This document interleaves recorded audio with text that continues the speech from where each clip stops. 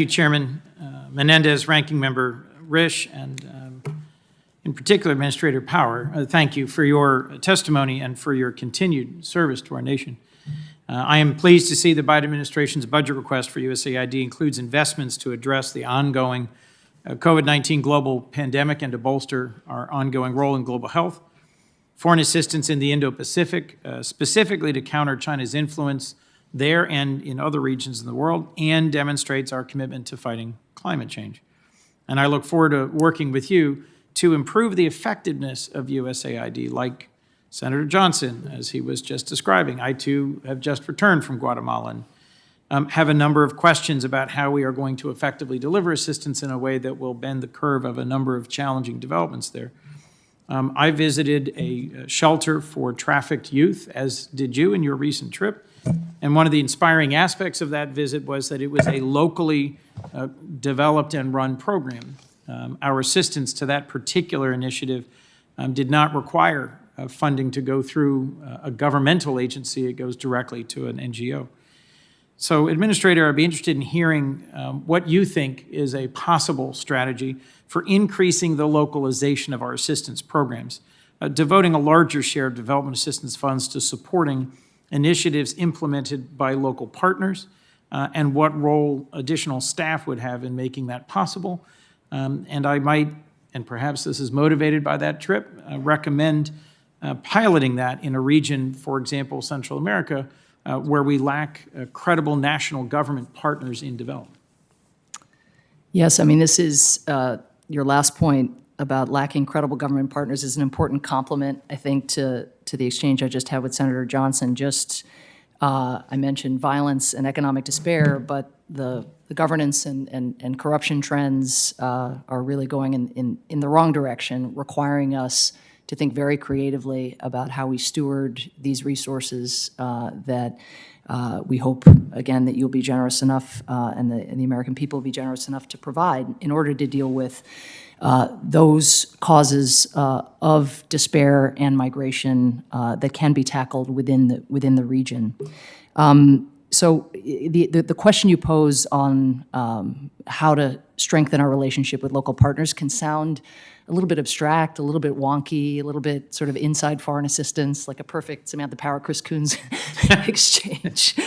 But it's so important because, as I tried to say briefly in my opening statement, it is the essence of whether the development we do is going to be sustained over time.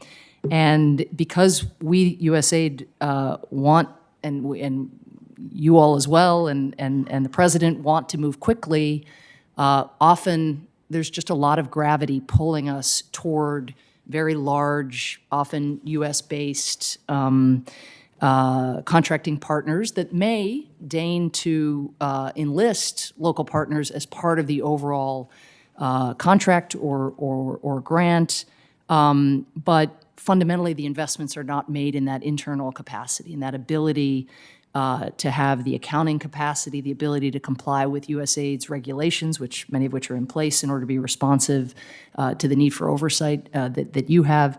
So the shorter answer is, I think we're off to a good start with the New Partnerships Initiative and the Local Works Initiative, which both, again, I think came out of a partnership between USAID and Congress.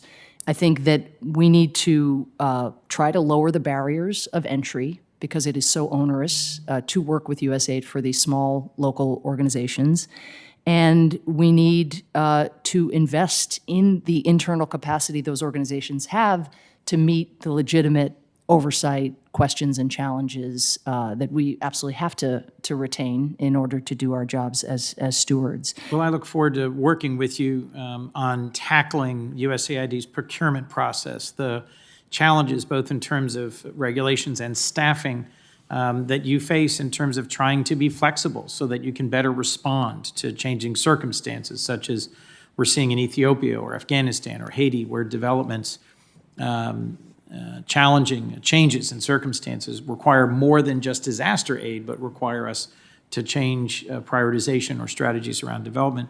If I might, just a quick last question, Mr. Chairman.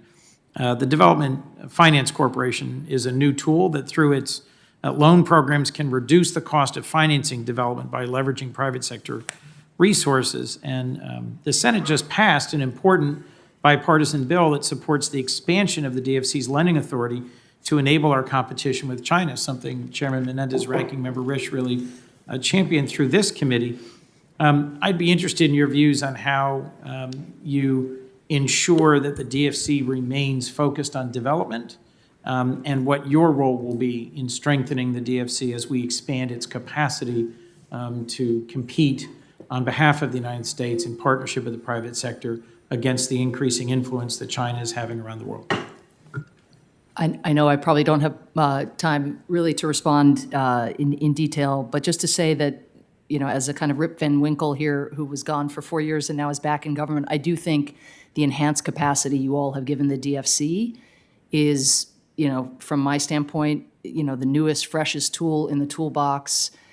Your continued message that this is a development finance institution is really important.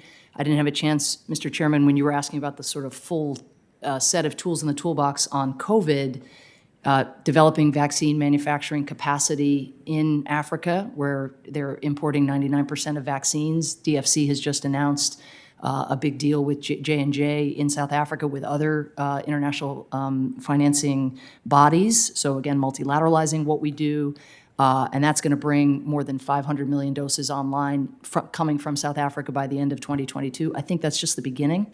And certainly my impression, and as the vice chair of the DFC, my impression is that that is very much the orientation of the leadership of DFC, to meet these needs in developing countries, recognizing that that is going to be profitable for everybody over time. Thank you.